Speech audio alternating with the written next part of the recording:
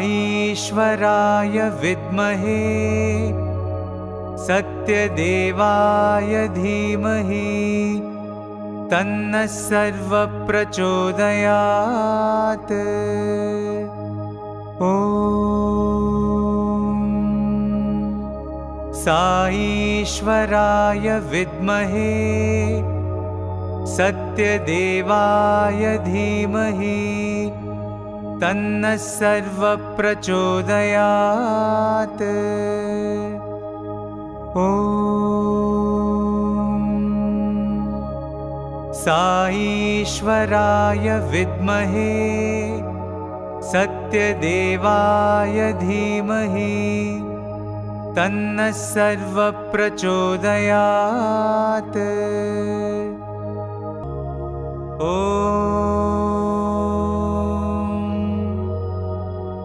शान्ति शान्ति शान्तिः।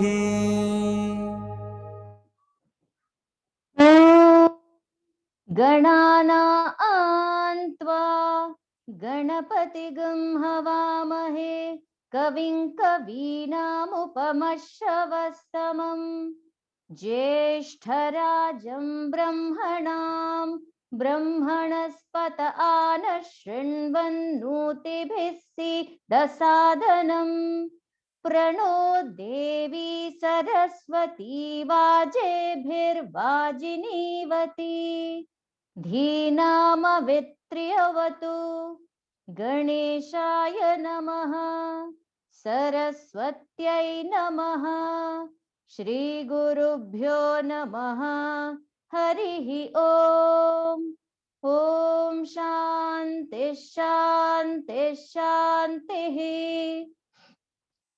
जातवेदसे सुनवामसो ममराति यतो निदहाति वेदः स नः पर्षदति दुर्गाणि विश्वानावेव सिन्धुन्दुरितात्यग्निः तामग्निवर्णान् तपसा ज्वलन्तीं वैरोचनीं कर्मफलेषु जुष्टाम् दुर्गां देवीगं शरणमहं प्रपद्ये सुतरसि तरसे नमः।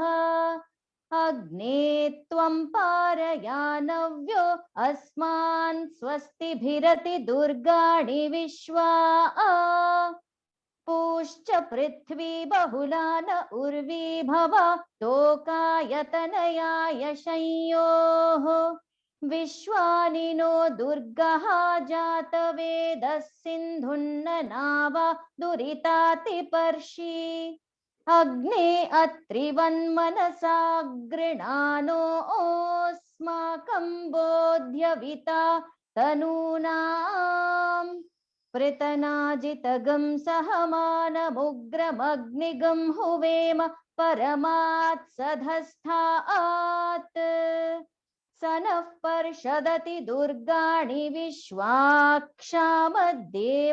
अतिदुरितात्यग्निः प्रत्नोषि कमीड्यो अध्वरेषु सनाच्च होता नव्यश्च सत्सि स्वाञ्चाग्ने तनुवं पिप्रयस्वास्मभ्यं च सौभगमायजस्व गोभिर्जुष्टमयुजो निषिक्तन्तवेन्द्रविष्णोरनुसञ्चरेम नाकस्य पृष्ठमभिसंवसानो वैष्णवीन् लोक इह मादयन्ताम् कात्यायनाय विद्महे कन्याकुमारी धीमहि तन्नो दुर्गिः प्रचोदयात्।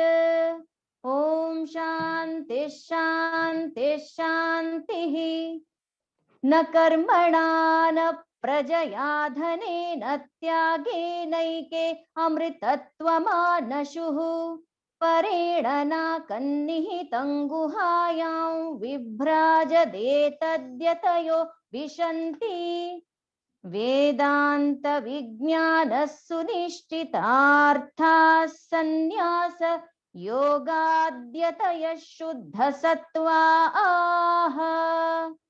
ते ब्रह्मलोके तु परान्तकाले परामृतात् परिमुच्यन्ति सर्वे। दह्रं विपापं परमेष्मभूतं यत् पुण्डरीकं पुरमध्य सग्गस्थम् तत्रापि दह्रं गगनं विशोकस्तस्मिन् यदन्तस्तदुपासितव्यम्। यो वेदादौ स्वरः प्रोक्तो वेदान्ते च प्रतिष्ठितः तस्य प्रकृतिलीनस्य यः परः स महेश्वरः। ॐ शान्ति शान्ति शान्तिः। स्वस्ति प्रजाभ्यः परिपालयन्तां न्यायेन मार्गेण महीं महिषाः। गोब्राह्मणेभ्यः शुभमस्तु नित्यं समस्तलोकाः सुखिनो भवन्तु। समस्तलोकाः सुखिनो भवन्तु। समस्तलोकाः सुखिनो भवन्तु। ॐ शान्ति शान्ति शान्तिः।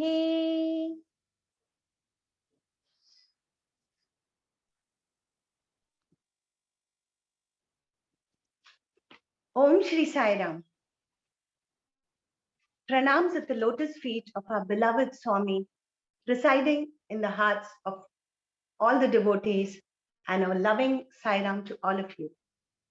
Our Swami would sometimes point out to his devotees and say with pride, "Ye mera team hai."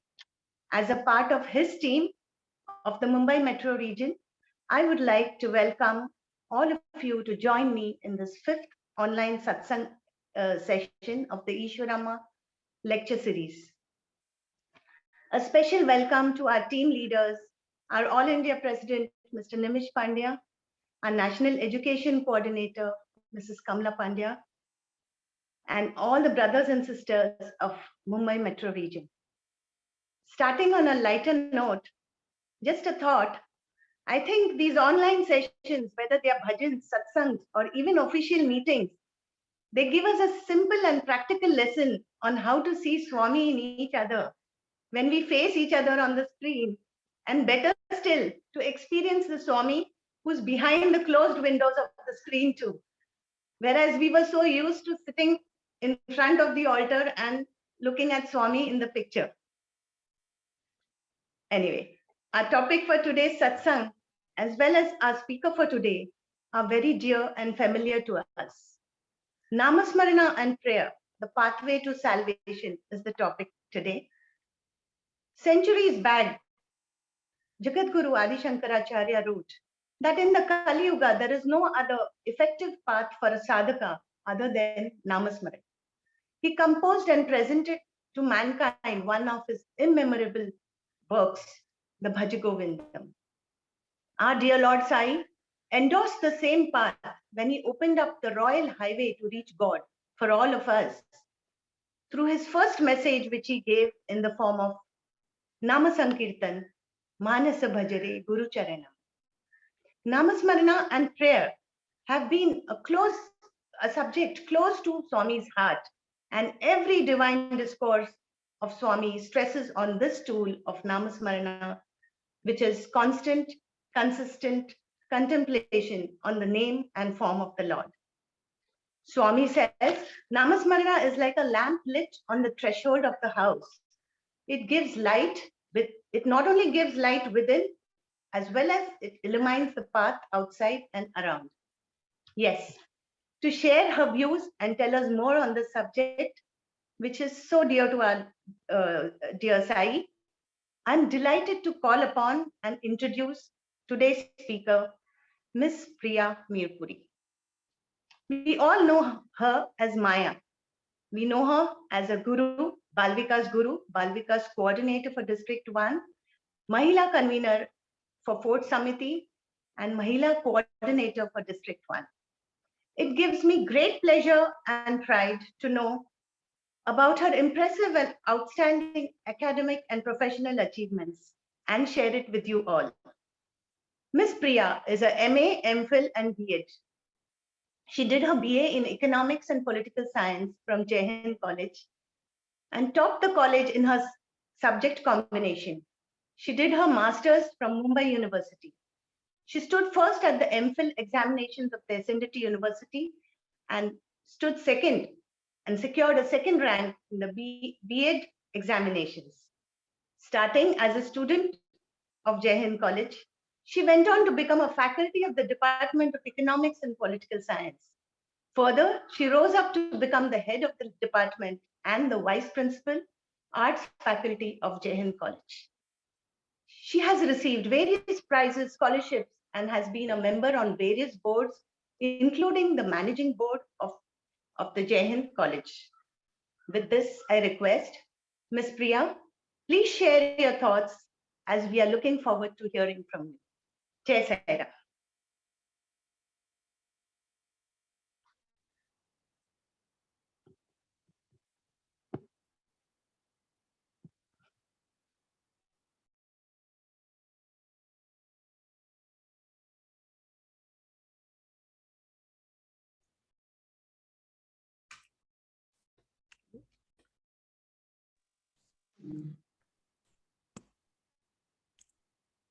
Thank you, Uma, for your kind words. Today's topic, as we've all been told, is Namasmarana and Prayer, Pathway to Salvation. Pranams at the lotus feet of our Lord and Master, Bhagwan Sri Sathya Sai Baba. A very warm welcome to one and all of you present here today. Deepak will share the screen, so we just need a couple of seconds.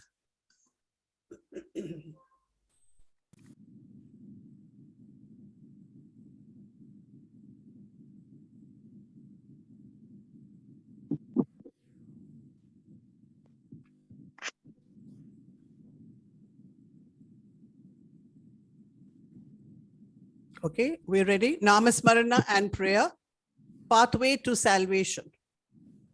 Life is a dream, Swami says. Realize it.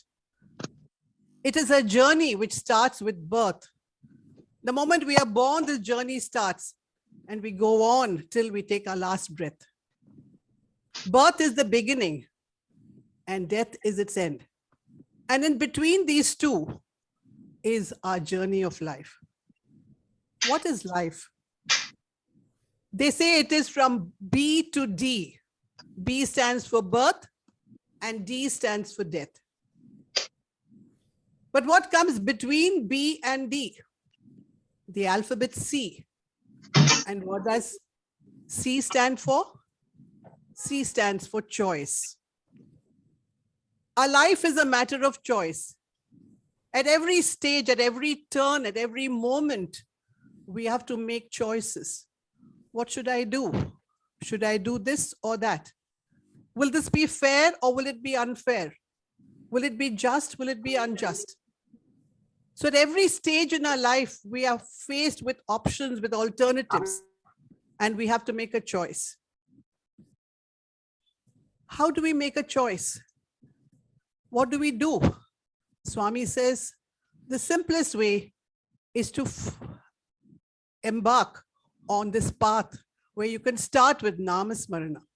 This will purify your heart and it will lead you towards salvation. So when we give importance to Namasmarana, which is nothing else but remembering and chanting God's name, we will be able to live well and we will get Sai's blessings. So every choice which we make has to be a right choice. And for that, we have to purify ourselves. We have to elevate our souls. And Namasmarana is the best practice which we can follow. Let's see what Swami has to say about Namasmarana. I shall give you one prescription which will give you the peace and contentment which you seek. And that is Namasmarana. Install on the tongue any one of the 1,000 names of the Lord, current in any part of the world, among any community of devotees. Repeat the name for some time, at least every day, as part of your duty to yourself.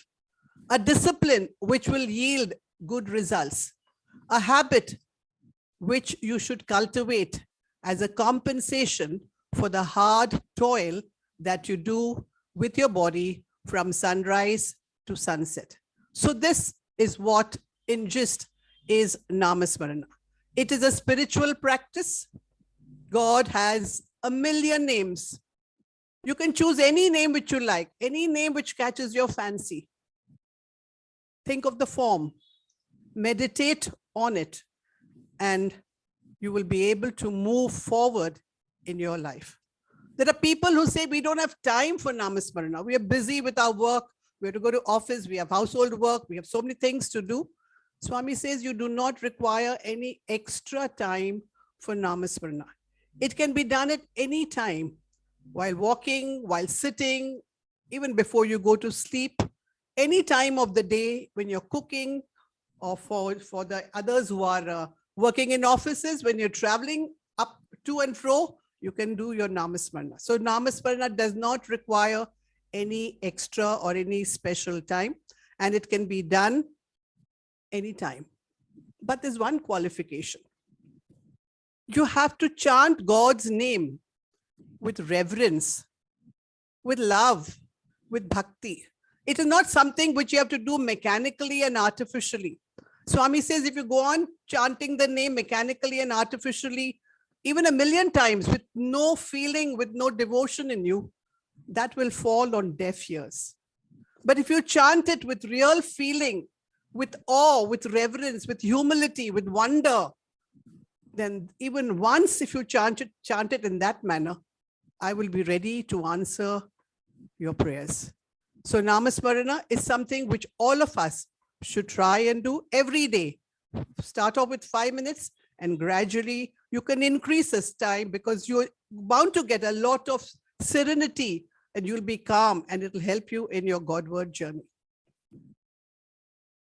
The name is something which will help us in the Kali Yuga. Swami says it's the simplest way, but how we call out to the Lord is important. Tulasama was a lady who used to stay at Puttaparthi. She was a very devout and pious lady. One day she decided that she would like to go to a native place. So she called for an auto. The auto rickshaw driver took her along. But on the way, they met with an accident. The auto rickshaw crashed into a tree. And when she fell out, she called out, Sairam. At that very moment, though this place was normally a very isolated and desolate place, a car came by. The owner stopped the car, went and picked her up. She had hurt herself. Even the driver who had fallen had hurt himself. He took both of them to his house, attended to them, tended to their wounds. And seeing all this, the auto rickshaw driver broke down. He said, I deliberately dashed the auto into the tree because I saw that she was wearing gold ornaments, expensive ones. And I thought it would be very easy to rob her because I'll dash into the tree. She'll become unconscious. I will take the ornaments and I'll run away. But this lady is so pious that at that very moment, she remembered her Lord and she called out for help. And a place where normally nobody comes, at that very place, immediately a good Samaritan came and he took both of us to his house. He said, I'm very sorry that I had to do such a thing for a devout and a pious lady. He asked for forgiveness from that lady, who immediately forgave him, and they became good friends. He would always visit her and always go and inquire about her welfare. So please remember, Namasmaran is something which can save us from any tragedy. Similarly, there's another story about Murthy, Kasturi's son. Once he was in Assam, in the forest, studying the rocks. Suddenly a wild bear spotted him and he started chasing him. Murthy ran for his life. He was desperate. But as he was running, he tripped and he fell. And the moment he fell, he said, "Baba, Baba." And at that very moment, a truck came by. He clambered onto the truck and he was saved. Few weeks later, when he went to Puttaparthi, Swami asked him. Swami said, "I got your telephone call and I sent you a truck. That was for your safety." So that's another example which shows us how Namasmaran helps us. And finally, we all know about Gyandev and Namdev. They were walking through a forest. Both of them were thirsty. They wanted water, but there was no sign of water anywhere. A little later, they spotted a well. But the water in the well was deep down. It was very low. They were not able to get the water. There was no rope. There was no way in which they could reach and get the water. Gyandev was a Brahmagyani. So he made himself into a bird. He flew down into the well. He was able to quench his thirst. Namdev believed in his Lord. He believed in Namasmarana. He called out to his Lord. And guess what happened? The water in the well started rising up. It went on rising till it came up to a level where he could take the water with his hands and satisfy his thirst. That, my dear friends, is Namasmarana and its power. Prayer, however, is talking to God. In prayer, we are conversing with God. We are communicating with God. While in meditation, we are listening to God. So we'll go on to prayer now. But before we take up the details about prayer, I'd like to play.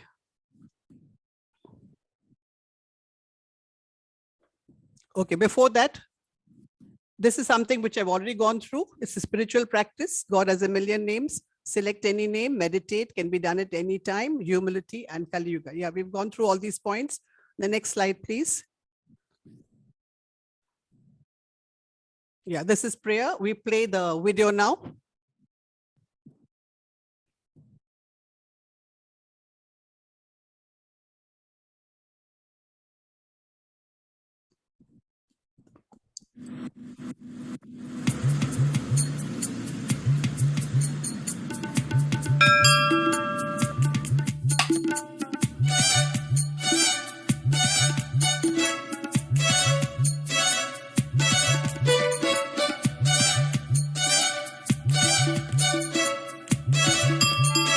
Gannu, ये फिर से आ गई यार chemistry.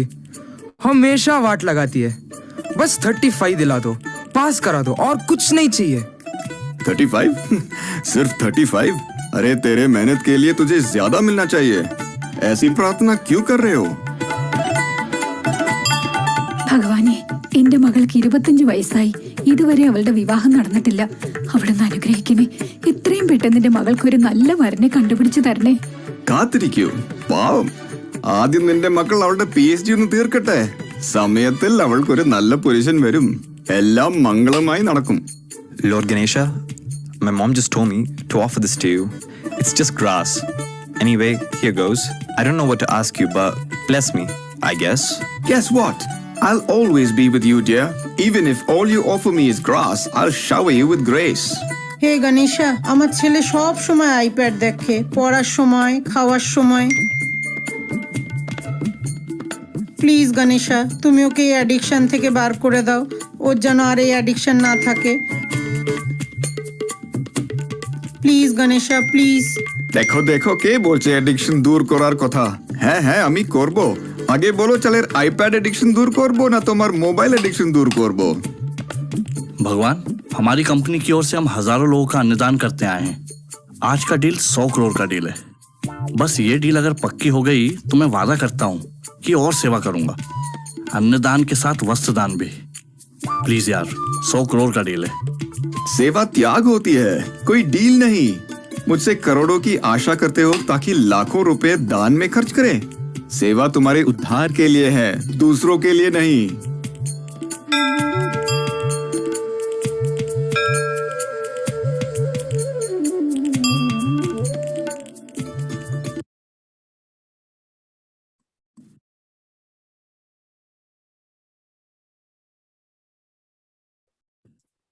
Yeah, that was on a lighter note about prayer.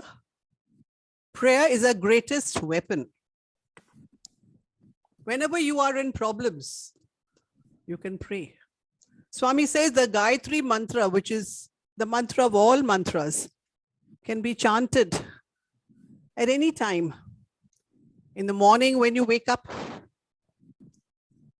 noontime, before your meals, sunset, even at night. It is to be specially chanted when you're having a bath, because when you're bathing, your body is getting cleansed, but your soul, your mind is not getting cleansed. For that, you have to chant the Gayatri. Chant the Gayatri when you're traveling, whether by bus or by car or by train or by plane. Swami once spoke about the Air India flight Kanishka, which crashed. There were 280 passengers on board that flight. And you know what Swami said?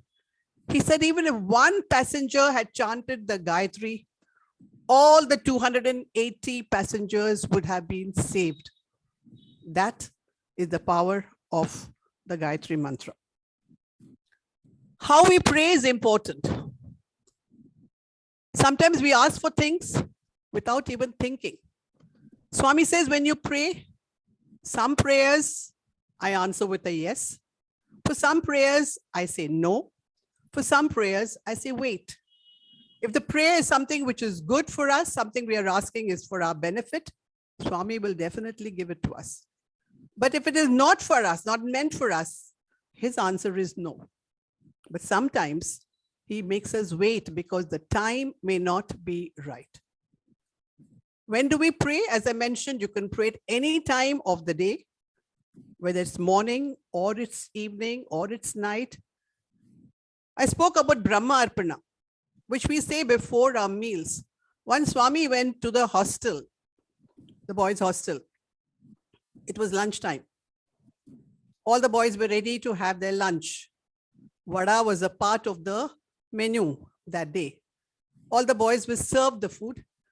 And before eating, as is normal, the practice, they started chanting Brahma Arpanam. There was this young boy from the primary section who felt, Arey, Baba is here. The Lord of the universe is here. Why not offer him the plate directly? So he took his plate and he walked to Baba. Baba lovingly took a piece from the vada, and the boy was very happy that Baba had accepted what he offered him. He went back to his place. Later on, Swami tells the others who were standing or sitting near him, you know, in that vada, there was a chili. That would have troubled him.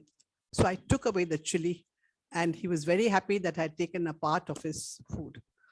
So when we offer the food to God, God purifies it, removes the impurities, sanctifies it, and gives it back to us. That is why it is said that before eating, wherever you're eating, outside, at home, friend's place, you do not know what has happened in that entire cycle where the food has gone from the farmer's farm to your table. So pray to remove all the negativity before you eat. God always responds in his own way. Sometimes he does not respond immediately. He takes time. There was a gentleman called Dilip Chowdhury. He wanted to start something which he felt would give him ananda and as well as satisfy God. Some chanting he wanted to do, but he did not know what to do. So he said, okay, I'll wait for Swami to give me some kind of a hint. The next day, Swami spoke about the efficacy of the Gayatri mantra.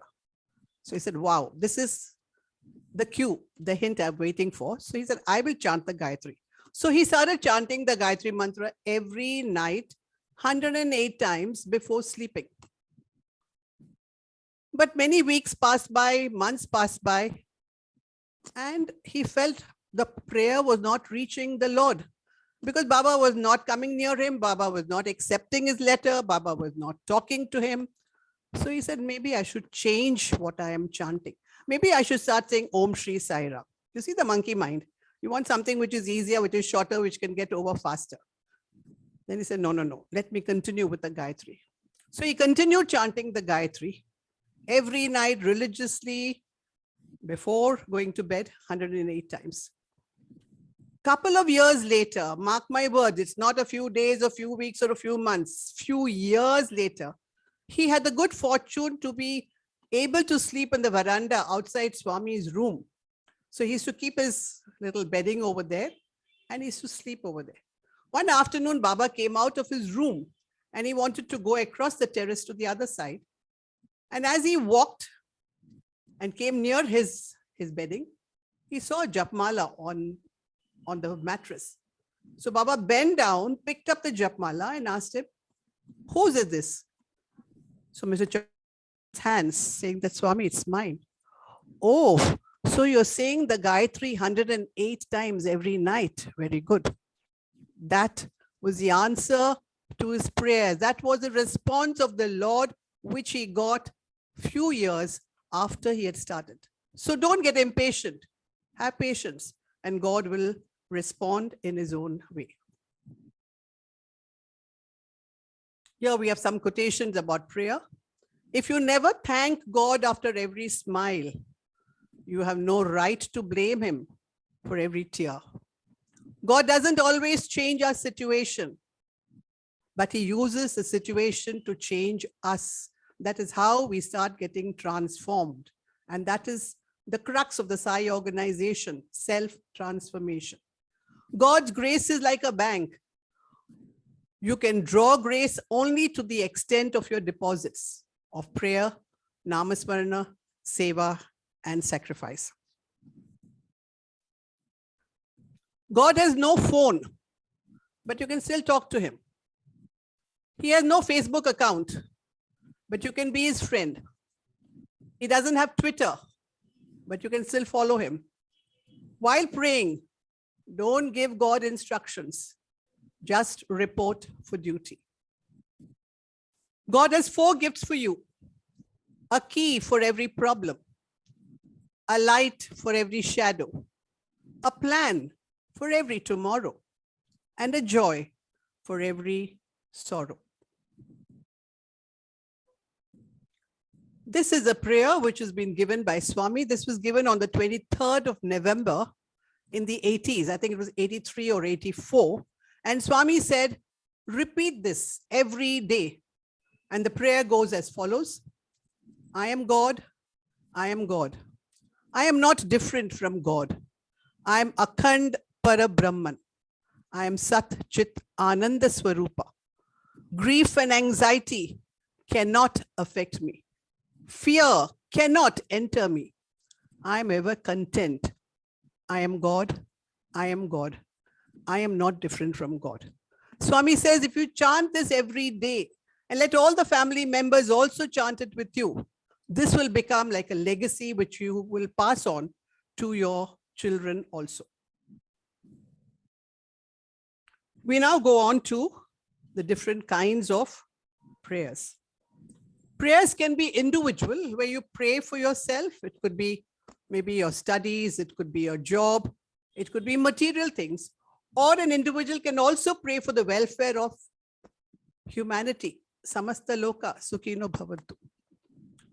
Then we have the collective or the community prayers, which are there in all religions, whether it is Hinduism, whether it is Islam, whether it's Christianity, whether it is Zoroastrianism, they all have collective prayers. And these collective prayers have greater vibration. In an individual prayer, the vibrations bounce back to you. But if you're singing in a group, if you're having bhajans in a hall where there are many people like Akhand Bhajan, the vibrations are so strong that it affects not only the people who are there, but the entire environment, the surroundings, and it purifies everything. So individual and collective prayer.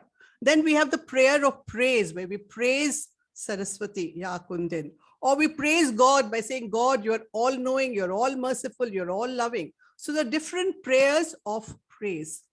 Then we also have the prayer of faith. Prayer of faith is again something which we have to have that kind of bhakti in us. There was a gentleman by the name of Amar Vivek. He was a lawyer by profession. One day, a doctor from the hospital nearby came to him and he said, sir, we require vibhuti for the hospital because some of the patients want vibhuti. So Amar said, okay, we will ask the next person who goes to Puttaparthi to get us 100 packets of vibhuti. And the doctor said, no, sir, we can't wait that long. We need it immediately because the patients are asking for it every day. So Mr. Amar Vivek said, okay, let's pray to Swami to send us 100 packets of vibhuti. He said that and he went to his office. Being a lawyer, he had to go to the court. He took his car, he parked it in the compound, and as he was reversing the car, he saw some golden color cellophane on the ground behind. So out of curiosity, he got off from the car to see, because the cellophane paper was the same golden color which is used to pack vibhuti packets, what we get from Puttaparthi. And when he went and picked up a packet, it was a vibhuti packet which was open. Again, curiosity took the better of him. He said, let me see whether it's actually vibhuti. So he put his finger inside and he tasted it, and it tasted like vibhuti. He said, oh, wow, this is vibhuti. And suddenly behind, he saw a number of packets lying down.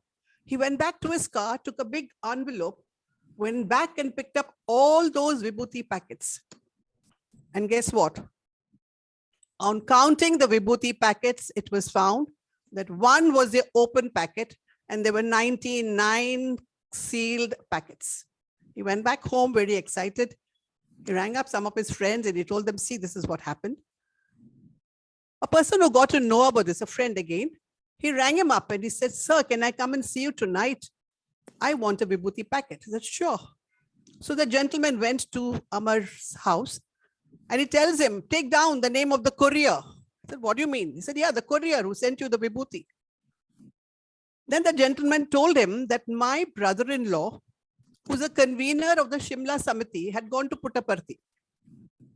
When he was leaving Puttaparthi, before leaving, he bought 100 packets of vibhuti for his Samiti members. And he said, I'll go back and I'll give everyone a packet as prasadam. And they'll all be very happy that they're getting vibhuti from Puttaparthi.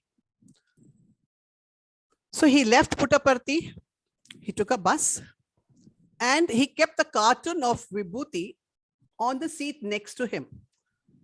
He bought an extra ticket, mind you. He didn't want to cheat the government. He bought an extra ticket to keep that carton. He didn't want to keep it on the floor. He kept it on the seat next to him. A few hours from Shimla, he reached Chandigarh and he got down from the bus. The bus stopped there for a short while. He got down and he made a call to his wife saying, I'll be there in a couple of hours. And he went back to the bus. But to his horror, the carton of vibhuti which he had kept on the next seat had disappeared. Somebody had taken it away. He was grief-stricken. He was in tears. He said, Swami, I had bought this for my Sai devotees, for all the Samiti members, and now it is gone. What do I do? He didn't know what to do. He said, who could have stolen this vibhuti? It's the Lord, Sai Krishna, who must have done this. Maybe somebody came and stole it thinking, well, there would be a lot of good things in it. And when he took it out and he saw it was vibhuti, it was ash, not of use to him. He threw that packet which he opened and threw all the remaining packets. But this was Sai's Leela to answer the prayer of that devotee who wanted 100 packets of vibhuti for patients, because the need of the patients would be much more than the need of his Samiti members. So that is how our faith is answered by Swami. The next is a prayer of request. We keep asking Swami for so many things. Swami, I want a job. You saw that video. The boy wanted 35 marks in mathematics. The lady wanted her daughter to be married. Another lady wanted the addiction to mobiles to go. We keep making all kinds of funny requests, but Baba will answer only if your request is genuine. I'd like to share my experience here. This was in the 70s when we all were introduced to Sai by reading the book Man of Miracles, written by Howard Murfitt. Even I read it. And every page you would have tears in your eyes because of the miracles which were there. Moving miracles. But they were all scary because it was cancer, which Swami cancelled. It was disease. It was all very scary. So when I finished the book, I said, Sai, even I would like to have your grace and witness something, but don't give me something scary like this. Let me experience something very pleasant. That was my prayer, my request. Around that time, my aunt came from Hong Kong. She had to go to Madras for a wedding. So she said, let's go to Bangalore first. We'll have Sai's darshan at Whitefield, and then we'll proceed to Madras. It was Madras then, it was not called Chennai. I had holidays because it was summer vacation. It was the month of May. So she said, Maya, why don't you come along? So I was excited. Imagine going to Whitefield because there the darshans are very close. So I went with her. Every Thursday, every Sunday, we would go and have Sai's darshan. But as the day started coming closer to the day when Swami would be in Bombay, that was May 10th, I started feeling, why should I go to Madras? Okay, marriages would be fun, but I'll be missing all the darshans. My entire family will go morning and evening for how many days? 4 days, 5 days. And so many darshans I will miss out. I don't want to go. So I told my aunt, I'm not coming to Madras. I want to go back to Bombay. She said, you can't go back. How will you go back alone? I brought you with me. Your dad will get wild. And those days we used to travel by train, not by plane. I said, no, we'll talk to daddy. So I spoke to my dad. I said, Daddy, I want to come back. I don't want to go to Madras. He said, how will you come back? I said, I'll fly. It's okay. He said, okay, if you're flying, then you can come back. So my aunt also agreed. And the matter was settled. Now my mind started working. If I'm going to fly, why not take the same flight which Baba will be taking? Because anyway, he's also going to Bombay. So I was excited. I told my aunt, I'm going to book my ticket. And there was a lady there with whom I'd got friendly. She's always been a white sari, very simple. So I always talked to her. So I shared this thought of mine. I told her, see, I'm going back to Bombay and I'm going to take the same flight as Baba. She said, no, you can't do that. I said, why? She said, you have to take his permission. I said, what do you mean? There's so many people on that Indian Airlines flight. Many of them don't even know Sai. You think they've all asked him before booking the ticket?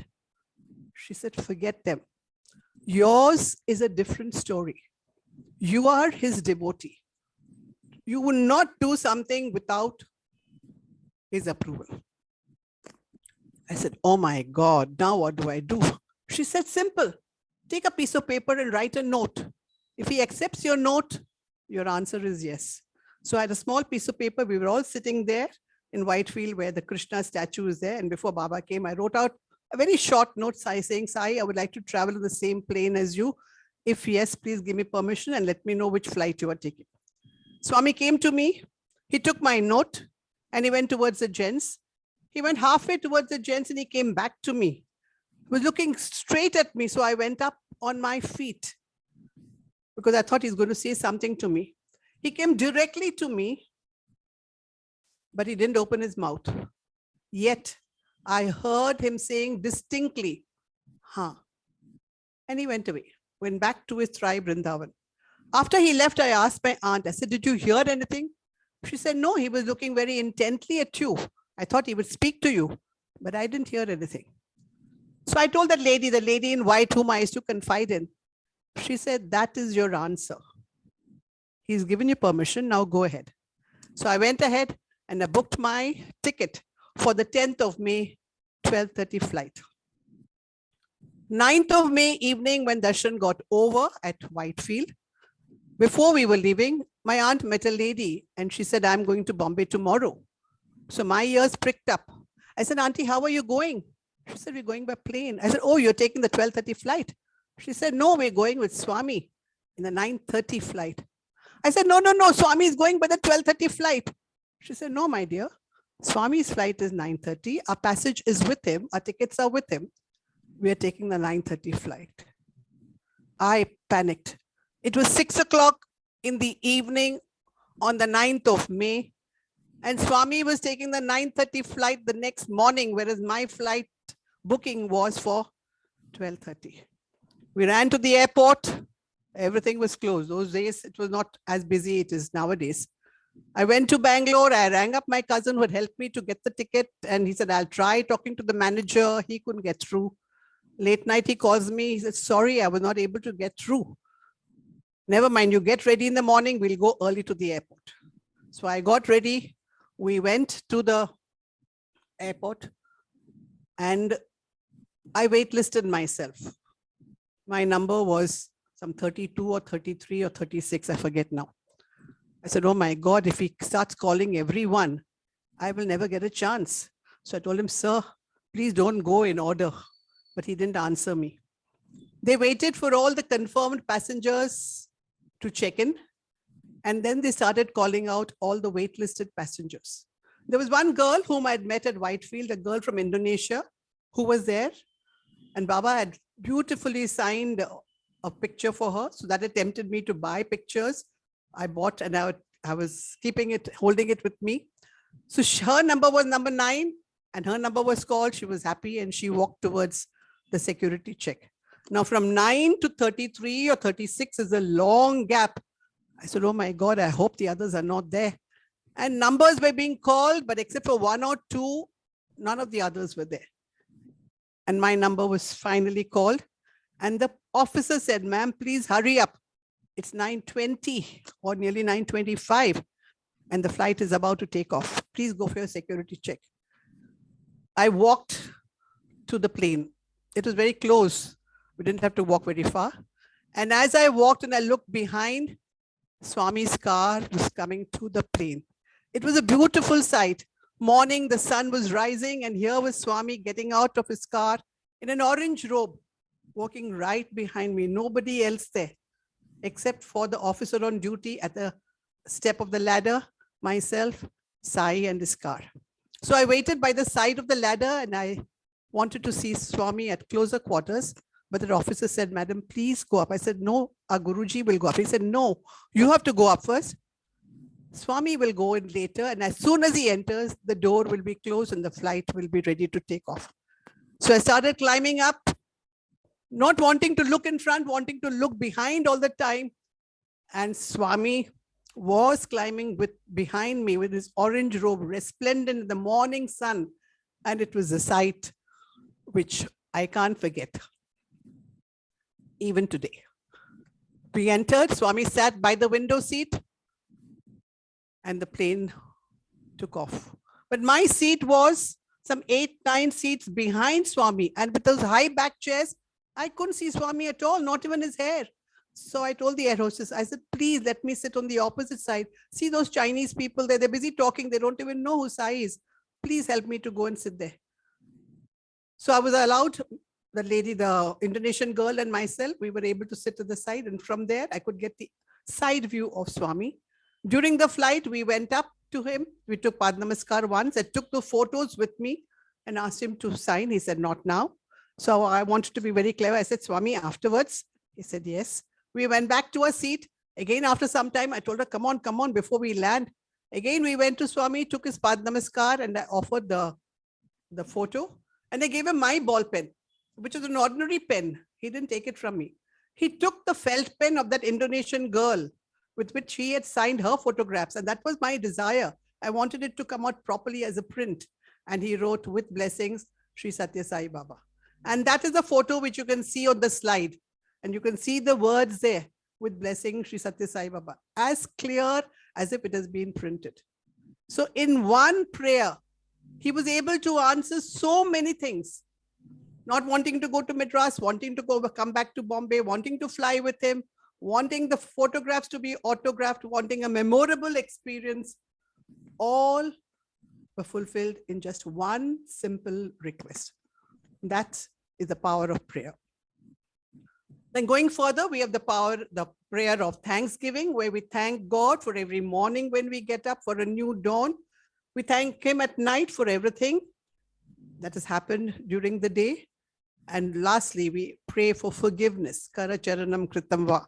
That's the Balvika's prayer. We teach all our children that whatever you have done throughout the day, self-audit, find out, go through the day. What have you done? What have you done which you should not have done? And ask for forgiveness. Not that, okay, I've done it today, I'm asking for forgiveness, maybe I'll do it tomorrow. No, you have to consciously make an effort not to do something which you should not have done. So that is the prayer for forgiveness. And as Jesus has said, ask and you will be given. Seek and you will find. Knock and it will be opened to you. The next slide. This is praying with your fingers, the 5 fingers. We can use our fingers to pray. The thumb, which is the closest finger, shows that you should pray for people who are very close to you. Your family members, your parents, your brothers and sisters. That is the first prayer. The second is the index finger. The index finger is always used to point out, like a teacher will point out. So pray for them, for those who instruct, for those who teach you, for those who heal you. The third finger is the middle finger. It is the tallest, the longest finger. So it represents leaders, people in government, those who are in positions of authority. Pray to God that God guides them so that the policies which are implemented by them help the nation. The fourth finger is the little finger. It's supposed to be the weakest finger. So pray for people who are weak, who are old, who are sick, who are in orphanages, who are in old age homes. They are the ones who need your prayers. And finally, you come to the smallest finger, the littlest one, that is yourself. Once you've prayed for others, you know what you require to pray for yourself. So these are the 5 little prayers which we can say. The 5 fingers can guide us in these prayers.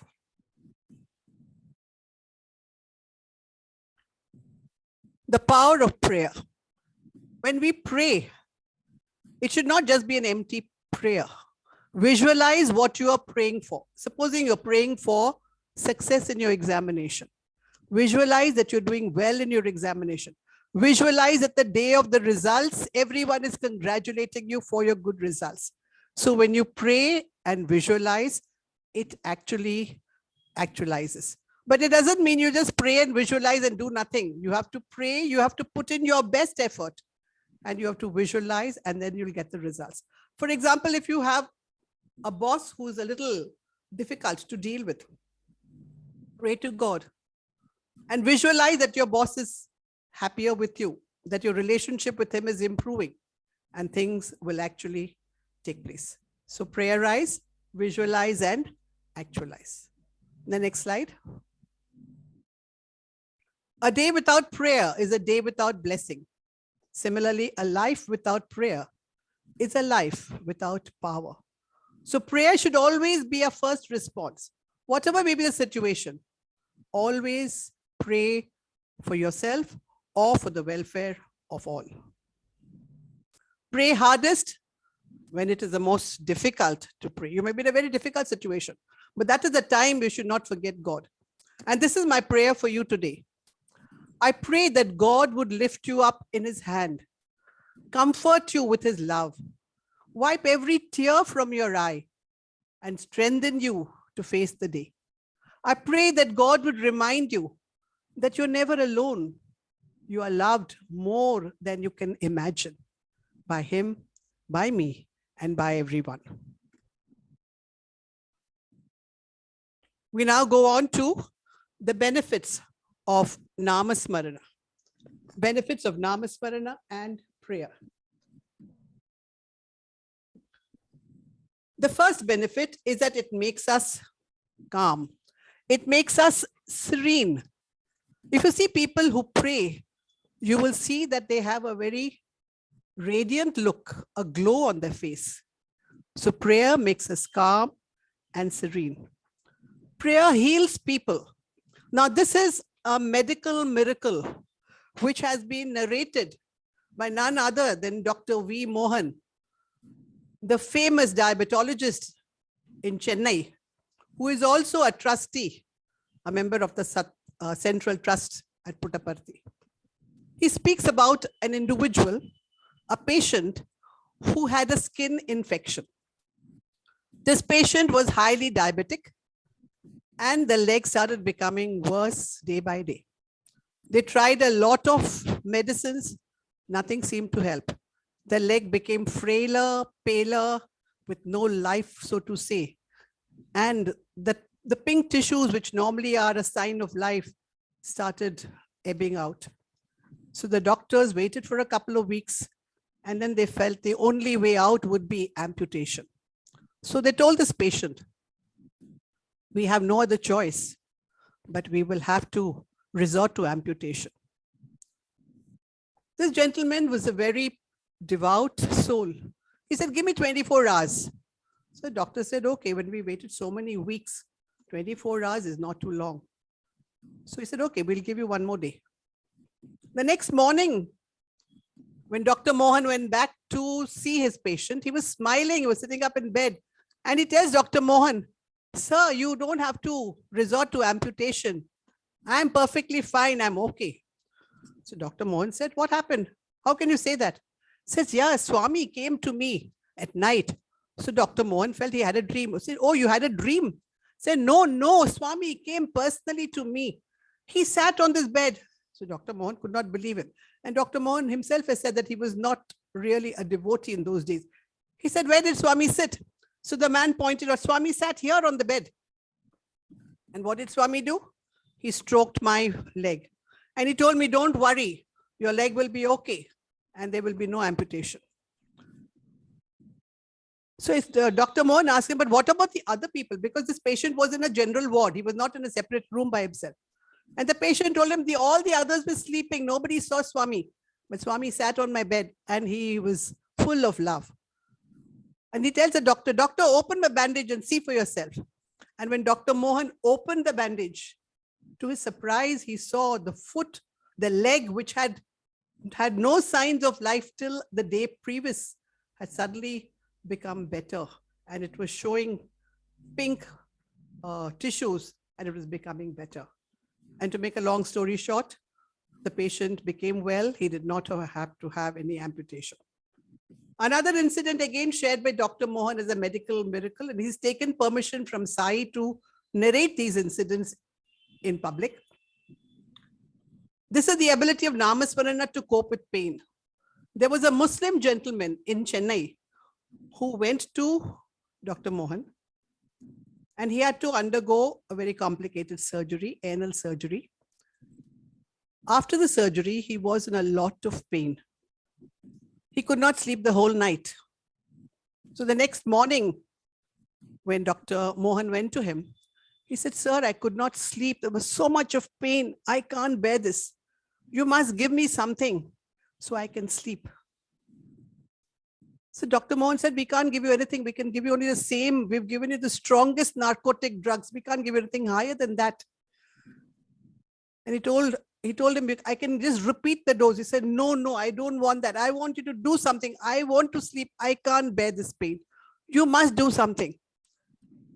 And Dr. Mohan was stumped. Sorry, it was not morning, it was evening. Dr. Mohan was stumped. He did not know what to do. He told him, okay, close your eyes. The Muslim gentleman was a very important person belonging to his Muslim community, a rich man and a leader of the community. He closed his eyes. Dr. Mohan took out the ring which Swami had given him and rubbed it on the forehead of this gentleman. And he says, Swami, I'm surrendering. I can't do anything now. You have to take over. He needs your help. Please relieve his suffering. Please, Swami, you have to help him. He said this prayer in his mind. And then he told the gentleman, open your eyes. And before the gentleman could cross-examine him and ask him questions, he said, don't worry. You'll be able to sleep well and good night. And he told the nurse, I'm going. And he called her out. He said, if he has any problems, give him the same medicine. And he went. The nurse rang him up at 10:30 at night. And she said, doctor, he's fast asleep. Should I give him the injection? The doctor said, no. If he's sleeping, let him sleep. Don't wake him up. The next morning, when the doctor went to see him, he was sitting up in his bed. He was happy. And he felt that God had cured him. So he asked the doctor, he said, what did you do? Doctor said, no, I didn't do anything. He said, no, you have to tell me. What did you do? The doctor said, I prayed to Sathya Sai Baba. I prayed to him to relieve your suffering. So this Muslim gentleman immediately said, oh, Baba is God. Baba is God. I don't have any pain. You are so lucky. You can go to see him. You can see your God. But I can't go because if I do, my entire community will ostracize me. I can't go. But I will pray to him. And Mohan gave him Baba's photo and vibhuti. And the gentleman was always grateful that Sai had helped him to cope with pain. Prayer and Namasmarana also helps us in our spiritual progress. It increases our faith. It reduces our ego. And it sees that we also become humble. There's a little video here which we'd like to show you.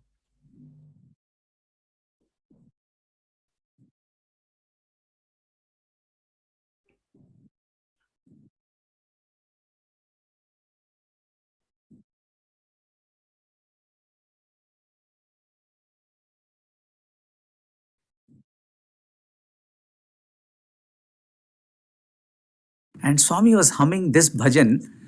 Hara Hara Shankara Samba Sada Shiva Isha Mahesha. And it was a truly beautiful moment. Me just right there next to Swami, everything else silent, and Swami was humming. And suddenly I heard silence again. And I probably had my eyes closed. I don't know, I was quite lost. And I looked at Swami, and Swami looked at me and said, Yemi, what? You know what Swami tells me after that? But I can't sing like you all. And I was blown. I went down, left the saris and held Swami's feet. And Swami, you can't tell us this. The Lord of the universe. And he says, no, I can't sing like you all. And I don't know, it just brings tears to my eyes every time I think how Lord of the universe could come down and say such things. But this is what he teaches us.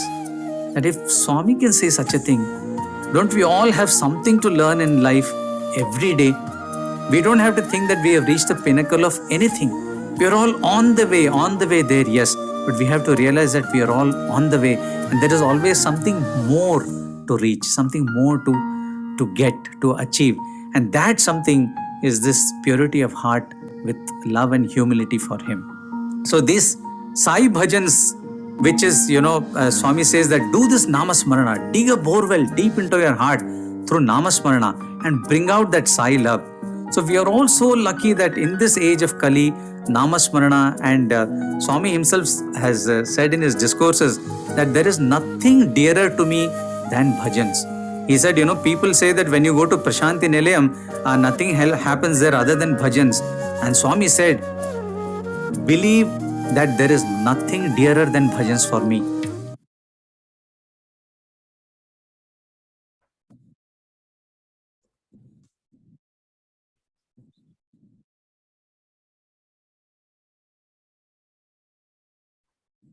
Yeah, so if Swami can be so humble, who are we to flaunt our talents and say that I am the greatest?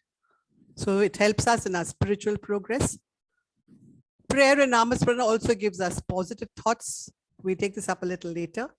It entitles us to receive God's grace. Sometimes you may not remember to call God at that particular moment, but God is always ready to help. Reminds me of Vinay Kumar. He once told Swami, we are going to Bangalore. He was at Puttaparthi. So Swami asked him, is your wife also coming? So Vinay Kumar was a little surprised because it was always with his wife that he went. So he said, yes, Swami. So Swami thought for a minute and he said, okay. Vinay Kumar and his wife left in a wagon R white car. And on the way, they met with a very horrific accident. His wife was thrown out of the car. She lost a lot of blood. She became unconscious. But at that very time, at that very moment, another car passed by. The gentleman stopped, helped them, took them to the Bangalore General Hospital. The doctors examined Vinay Kumar's wife. She was cold. The doctors told him, she's no more. Vinay Kumar said, no, it's not possible. Please check properly. The doctor said, no, but she's no more. She's gone. Vinay Kumar rang up Puttaparthi, one of the seniors whom he knew, and he said, please tell Swami what has happened. Swami said, I know. Tell him to tell the doctors to give her an injection. So Vinay Kumar is now instructing doctors. The doctor said, how can we give her injection? She's no longer there. He said, no, but why don't you give her? Baba has said, Sathya Sai Baba. And the doctor tells him, go and tell your Baba she's no longer there. He said, but why don't you listen? Just give her an injection. What do you lose? The doctor did not want to argue with him. So he told the nurse, give her an injection. The moment the nurse gave the injection to Vinay Kumar's wife, the wife said, and Vinay Kumar heard it. The doctors also heard it. They said, see, she's alive. How did you say she's not alive? The next day, he went to his house in Bangalore. And the kitchen was full of glass pieces. He asked the maidservant, what happened? What broke? How there's so much of glass here? She said, sir, I don't know. Nothing is broken, but I don't know from where the glass has come. When Vinay Kumar's wife got okay, got well, maybe a few weeks later, both of them went to Puttaparthi. On seeing Vinay Kumar's wife, Swami said, I've given you a second life. And he tells Vinay Kumar, you know, when you were driving, that Volvo bus which collided head-on with you, if I had kept quiet, all the glass pieces and the steering wheel would have hit both of you.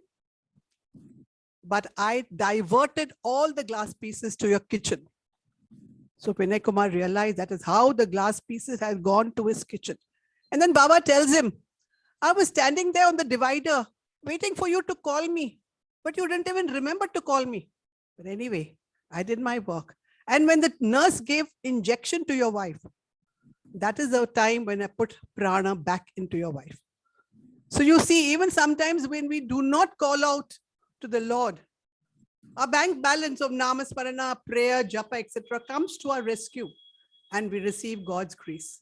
And finally, it also helps us to live a better life, a more peaceful life, a more calm and a serene life. Prayer affects our brain. In fact, scientists have seen how prayer or music plays a very important role, whether it is water, whether it is plants, whether it's animals. We've seen how when Krishna used to play the flute, all the cows used to go towards him very happy. So prayer has a very important part to play. In prayer, the frontal lobe takes the lead and the parietal lobe is subdued so that we lose our earthly moorings. We are able to take proper decisions. We are not confused. Prayer releases all these good chemicals, happy chemicals, which keep you happy because you have prayed. It reduces your stress, your anxiety. So these are the chemicals, the dopamine, the endorphin, oxytocin, and serotonin. The next slide. Money is a small coin. Health is a big coin. Love is a lucky coin. Friendship is a sweet coin. But remember, our relationship with God is a gold coin. So always keep it safe. The Sai organization, I must say, has played a very important role because all of us have learned about Namasmarana, prayer, japa, meditation, bhajans, because of our connection with the Sai organization. It has increased our faith and devotion. And especially now during these testing times, during the COVID, it's been nearly 2 years now. We've been having these online activities. As Uma told you, whether it is bhajan, whether it is akhand bhajan, whether it is Satyanarayan Puja, whether it is anything, we are doing it online, discourses, talks, and this has helped a lot. Our 4th Samiti bhajans, we started it on the 30th of March, 2020. 24th of March, the government clamped lockdown. Our members were so upset that they would not be able to go for bhajans. One of our young Balvika students from our Samiti said, he told his granny, why don't you all start bhajans on Zoom? I said, bhajans on Zoom? We have all senior people. They will not even be able to log in. But they wanted bhajans so badly that everyone learned either with the help of their grandchildren, their neighbors, or their friends. And everyone today has joined these bhajans from March 2020 without fail. We have been having these bhajans. Along with the bhajans, we started sharing the thought for the day and also started sharing experiences. And people have really enjoyed this because evening time is such that you can't do anything. You can't go out, you can't read, you can't do anything else. And bhajan is the time when from 6 o'clock till about 7:45, your time passes very well. And recently what we've done is we also share a video of Swami. Of course, that is kept on mute, but you can see Swami. And one of our members, his son had booked a car and the car was black. So he was a little upset that how can we get a black car? And that day when he saw the video, Swami was getting down from a black car. So he got his answer that it's okay. Black is also all right. He also felt that there were certain people in his life whom he could not forgive. How much ever he tried, there were 3 people in his life he could not forgive. And one thought for the day which we read, and that changed his life. The next day he said, thank you for that thought. I've forgiven those people. I hold no grudge against them. And the Bal Vikas program, it is a program which has introduced children to God, to Namasmaran, to sharing, to caring, to values. And if not for these Bal Vikas classes, which we are having at residences as well as online, I'm sure many children would have gone astray. So we must thank our Sai organization for helping us in this endeavor. Now, how do we remain positive? Wear a mask of viveka, that is discrimination, whenever your thoughts go out towards sense objects. Sanitize your mind with satsang from time to time. Put on a shield of bhakti when your thoughts are near contagious desires. Keep social distancing from your objects of temptations at all times. Improve your immunity by taking the kada or vairagya regularly. Vaccinate yourself with selfless seva and take regular booster shots to sustain your inspiration. And if your thoughts are agitation positive, too much of agitation in your mind, then quarantine yourself from interactions to stop its spread. And lastly, be even more alert and vigilant when you suffer from comorbidities like tamas and rajas. So stay alert, stay safe, stay spiritually healthy. And finally, this is the last slide, some food for thought.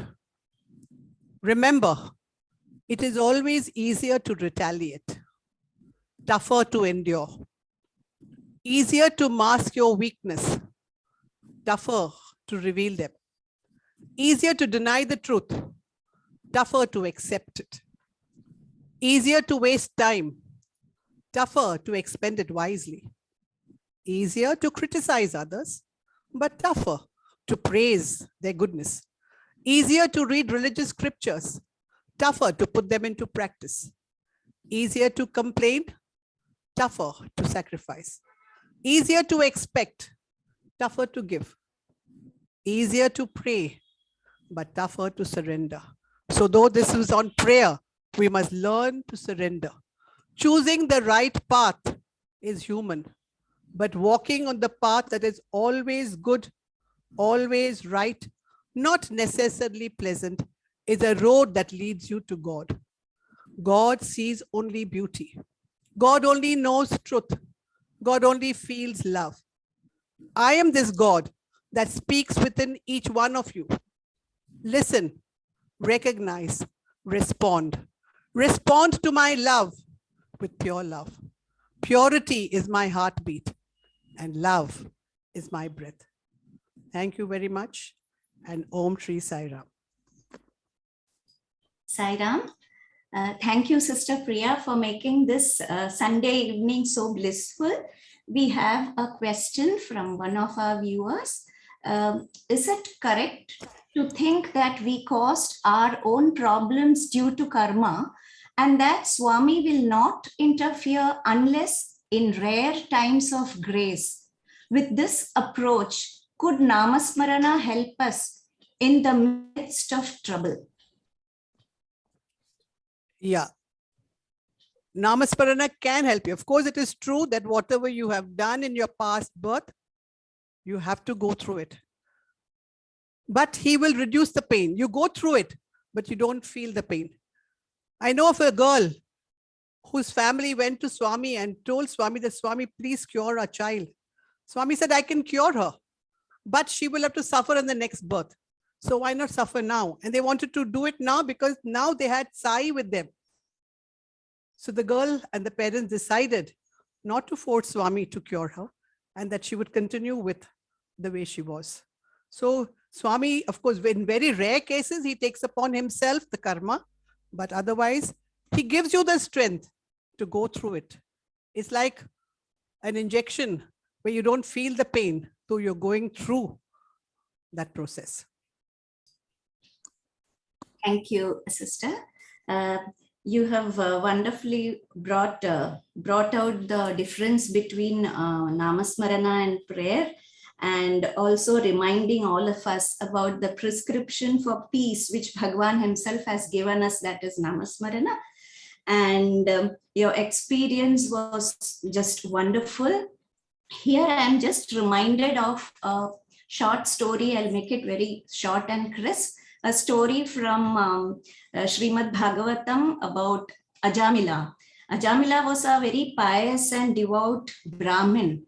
But unfortunately, one day while on his return from the forest, after collecting the fruits, flowers, and grasses and all that, while coming, he saw a scene for which he fell, he fell prey to the lust and the lust, and he became a victim for the sensual pleasures.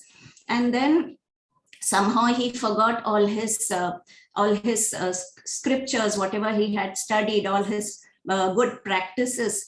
And then he married that particular prostitute, and then he brought her home, and they had 10 children.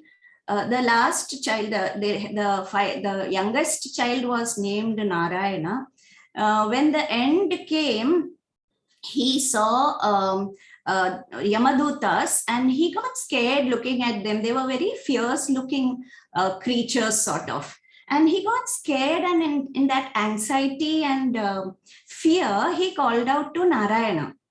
So Narayana, Narayana, he called out. When he called out to Narayana, the Vishnu Dutas arrived there. So Vishnu Dutas arrived there, and they stopped the Yamadutas from taking Ajamila to the Yamaloka. So then Vishnu Dutas said that whatever, so the Yamadutas asked them, the Vishnu Dutas, how can you stop us from taking him to Yamaloka, because he has done so many sins he has committed. So the Vishnu Dutas said that it doesn't matter, but at the end moment, he called out to Narayana, and we have come to save him. And so these Yamadutas were sent back, and Vishnu Dutas saved this Ajamila from death. And this is the time when, he realized, the Brahmin Ajamila realized what he had done, and he repented for all that he had done, and rest of the life he came to Haridwar, and he lived there in a Vishnu temple, and with complete detachment. And only by doing Namasmarana, he lived rest of his life.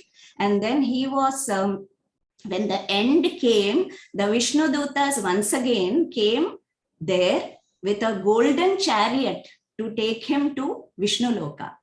So that is the power of Namasmarana, as Sister Priya has very, very beautifully illustrated in so many of our experiences of our own Bhagwan's devotees, and also her experiences.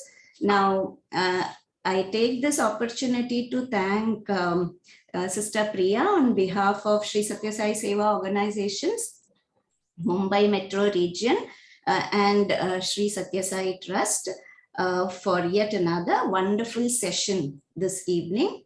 And with immense gratitude to Bhagwan, we now conclude this session with Mangala Arti and Shanti Mantra. Jai Sairam. Sairam.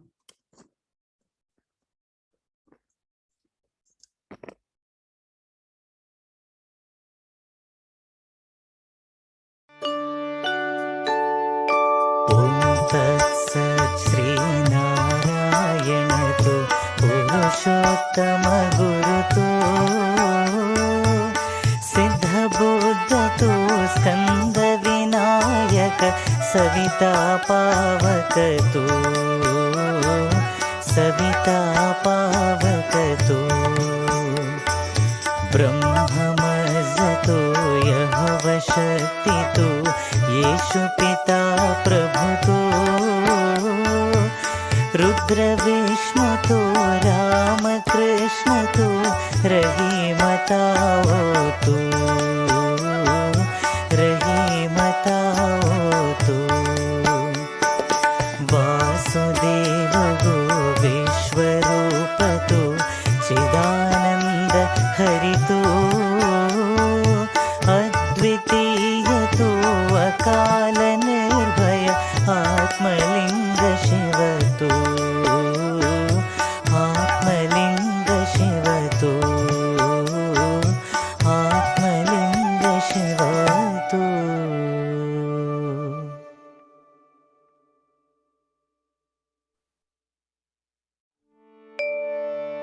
असतो मा सद्गमय तमसो मा ज्योतिर्गमय मृत्योर्मा अमृतं गमय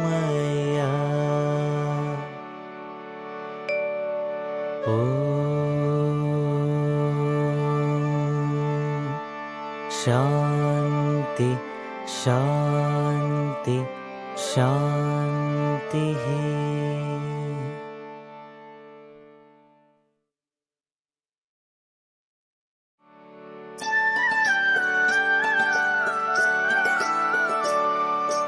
ओम जय जगदीश हरे स्वामी सत्य साई हरे भक्त जना संरक्षक भक्त जना संरक्षक पति महेश्वरा ओम जय जगदीश हरे शशिवदना श्रीकरा सर्व प्राणपते स्वामी सर्व प्राणपते आश्रित कल्पलतिका आश्रित कल्पलतिका आपद्बान्धवा ओम जय जगदीश हरे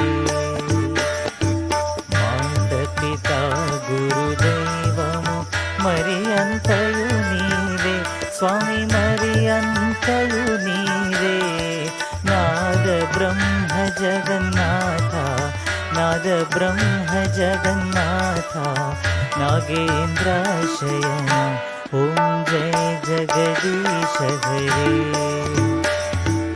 ओंकार रूप ओजस्वी ओ साई महादेवा सत्य साई महादेवा मंगलहारति अंदुको मंगलहारति अंदुको मंदर गिरिधारी ओम जय जगदीश हरे नारायण नारायण ओम सत्य नारायण नारायण नारायण ओम नारायण नारायण ओम सत्य नारायण नारायण ओम सत्य नारायण नारायण ओम जय सद्गुरुदेवा नारायण नारायण ओम सत्य नारायण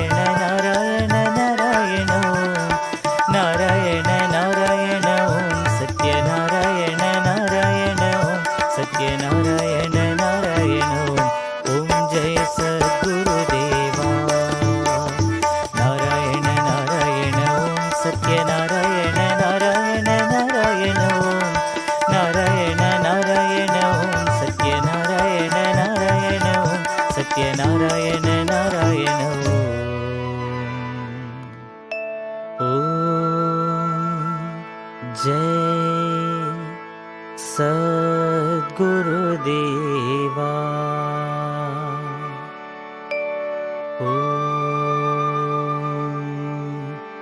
शांति शांति शांति। समस्तलोकाः सुखिनो भवन्तु। समस्तलोकाः सुखिनो भवन्तु। समस्तलोकाः सुखिनो भवन्तु। ॐ शान्ति शान्ति शान्तिः। जय बोलो भगवान श्री सत्य साई बाबा जी की जय।